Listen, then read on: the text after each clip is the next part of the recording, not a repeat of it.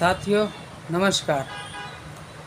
સાથીઓ મેં 2 દિવસ પહેલાં તમને મેસેજ મોકલાવેલો કે હું તમને સરકારી કચેરીમાં મામલતદારના આવકના દાખલાની પ્રોસેસ બતાવીશ। ઓકે, તો પહેલાં આપણે એ સમજી લઈએ કે મામલતદારના દાખલાની શા માટે જરૂર છે। તો મામલતદારનો દાખલો તમારે રેશન કાર્ડ નવું બનાવવું હોય, યા તમારે રેશન કાર્ડમાં અનાજ ચાલુ કરાવવું હોય, યા તમારે આયુષ્યમાન કાર્ડ બનાવવું હોય, યા તમારે વિધવા સહાય લેવી હોય, નિરાધાર સહાય લેવી હોય, કે સ્કૂલની અંદર તમારે EWSનો દાખલો કાઢવાનો થતો હોય, કે નોન ક્રિમિનલનો દાખલો કાઢવાનો થતો હોય, આવી રીતના લગભગ 10 જગ્યાએ આવકના દાખલાની જરૂરિયાત છે।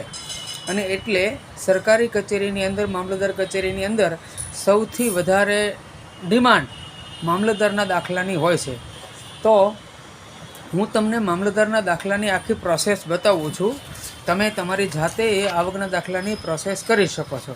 સૌથી પહેલાં સમજી લો, જેનો આવકનો દાખલો કરાવવાનો થાય છે એમનું આધાર કાર્ડ જોઈએ। મનમાં બોલો આધાર કાર્ડ। ત્યાર પછી બીજા નંબર ઉપર આવે છે તમારે રેશન કાર્ડની જરૂર પડશે। જો તમારી પાસે રેશન કાર્ડ નહીં હોય તો અમારી પાસે કોઈ જગ્યાએ રેશન કાર્ડ નથી એવું તમારે સોગંદનામું કરાવવું પડશે।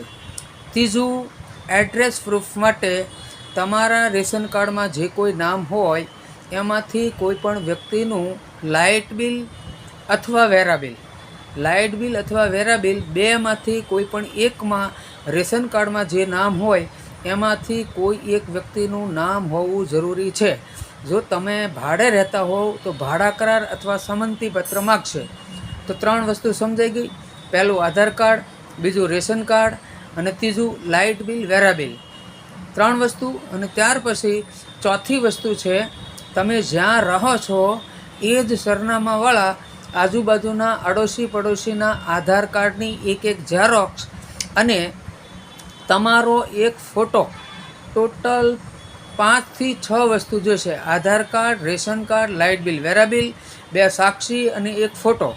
આટલી વસ્તુ તમારી પાસે હોવી જોઈએ। ત્યારબાદ તમારે તમારા જે મામલતદાર કચેરી હોય ત્યાં જઈ અને આવી રીતનું આવકના દાખલાનું એક ફોર્મ લેવાનું રહેશે।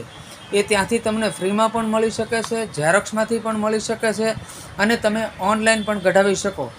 એ ફોર્મ જે છે એમાં આવક અંગેનું પ્રમાણપત્ર મેળવવાની અરજી એવું ફોર્મ ઉપર લખેલું હશે। તો એ ફોર્મ તમારે કઢાવવાનું રહેશે। ત્યારબાદ એની ઉપર આવી 3 રૂપિયાવાળી 3 ટિકિટ લગાવવાની છે। અને બાકી આ ફોર્મની અંદર જે કાંઈ લખેલું છે એ પ્રમાણે વ્યવસ્થિત બધું ભરી દેવાનું છે। છેલ્લા પાના ઉપર તમારે ફોટો લગાવવાનો છે। સાક્ષીની સહીની જગ્યાએ સાક્ષીની સહી થવી જોઈએ। આટલી પ્રોસેસ કરી અને ત્યાર પછી વકીલના 2 કોપી કરાવી અને તમારા જે તલાટી લાગતા હોય ત્યાં તલાટી પાસે તલાટીના સહી સિક્કા કરાવવાના રહેશે। સહી સિક્કા કરાવ્યા પછી જ્યાં ફોટો પાડવાની વ્યવસ્થા હોય ત્યાં જઈ અને તમારે ફોટો પડાવવાનો છે।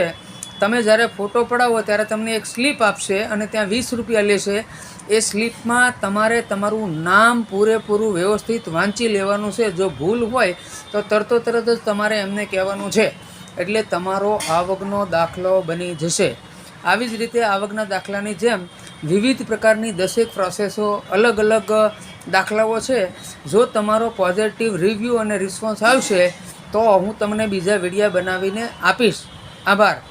મારી યુટ્યુબ ચેનલ સબસ્ક્રાઈબ કરજો, શેર કરજો। જરૂરથી લોકોને વધુમાં વધુ સુધી આ વિડીયો પહોંચાડજો, જે લોકોની આ જરૂરિયાતવાળી વસ્તુ છે એ આસાનીથી થઈ જાય। નમસ્કાર। ગણેશ ઘાસકટા। જય શ્રી કૃષ્ણ। જય સનાતન। સત્ય સનાતન।